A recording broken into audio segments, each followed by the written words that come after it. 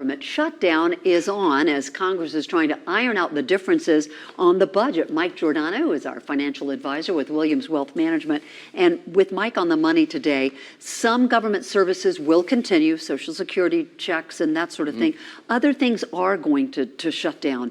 What happens, Mike, first of all, if the lawmakers just can't come up with a deal? Like, what's the big picture?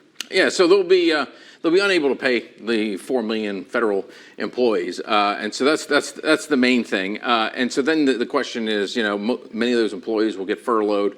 There are essential employees like different officers, military personnel. My dad was a former meteorologist with the National Weather Service. He was deemed essential. You got to have our meteorologist, right? Yeah, exactly. Okay, so yeah, they'll continue working. They'll work without pay though, and the furloughed workers will obviously not have pay. And then the question is, they'll get that back pay once they reach an agreement.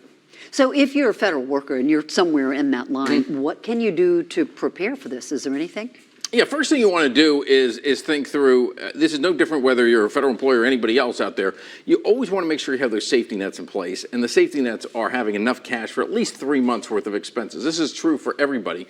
And so that's where the safety net, the emergency savings funds, these things really come into handy in situations like this, because then you don't have to, reach for other resources. And while these shutdowns can sometimes feel really scary and everything, the longest one we've ever had was the last one we had, which lasted a little bit over a month. Yeah, so 3 months you're within a good safety zone. Right. What about the rest of us? I don't work in the federal government, neither do you. Sure. How will we be impacted, though?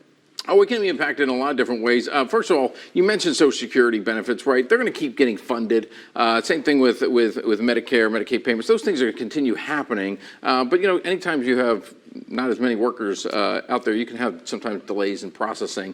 And so there are things that can affect us because there's certain government services that we might want to use that not available to us. Yeah, and people flying.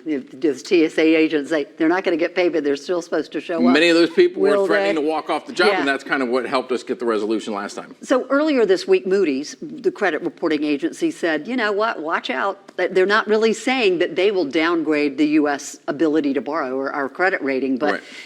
So it might have an international implication. Will it have implications for the stock market? Stock market implications are typically going to be short-lived in these situations.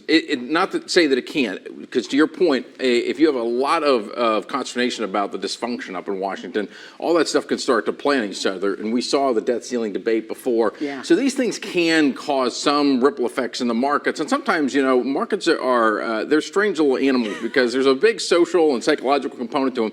And so you can have a lot of other issues, student loan repayments and, higher interest rates right now. And then all you need is one little thing, and that's the straw that breaks the camel's back. So in general, they haven't really affected the markets over any longer period of time, so people shouldn't start making massive changes to their portfolios. I mean, the key basics are the basics, which is you need money for the short term, keep it in cash, medium to longer term, invest that money. Yeah, thank you for that 3 months thing, too. We just all need to be planning for that. Safety nets are so important. It's hard to grow without having your foundation. Exactly. Mike Giordano with Williams Wealth Management, thank you. Always great to have you with us. We'll be right back.